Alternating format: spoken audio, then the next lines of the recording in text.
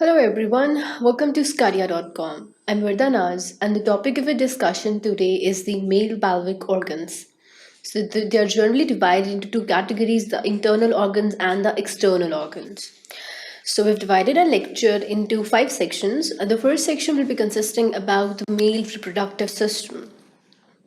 He will be briefly saying about the male reproductive system, the external structure present here, which is the scrotum, will be discussed here. Its blood supply and the nerve supply will be discussed in the first section. The second section will be consisting about the organ, which is the testes. We'll be studying in detail about the testes in the second section. We'll be watching about the coverings of the testes, the layers of the testes that are forming this organ, the internal structures present inside the testes, the vascular supply, which again consists of the blood supply, the nerve supply of this region. The third section will be consisting about the epididymis and the vas deferens, which is included in the internal organs of the male reproductive system.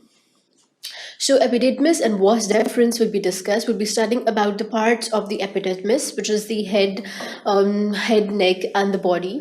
We'll be studying about the vas deferens in detail, its other parts. The ampulla of the vas deferens will be discussed. Lastly, we'll be studying about the functions of the vas deferens in detail. The fourth section will be consisting about the accessory glands.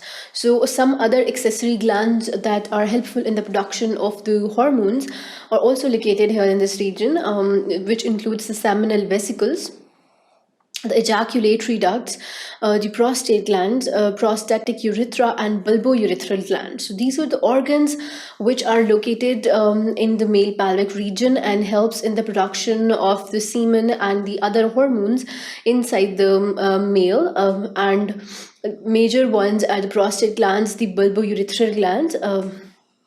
That helps in the formation or the release of the hormones from this region. Lastly, we'll be studying in detail about the penis. The anatomy of the penis will be discussed. Its parts will be discussed. The ligaments that helps in the attachment will also be discussed in this section. The muscles present in that region helps in the contraction of this organ specifically will be discussed here, and then we'll be studying about the skin of this region and the vascular supply, which is the arterial supply, and the venous drainage from the specific organ.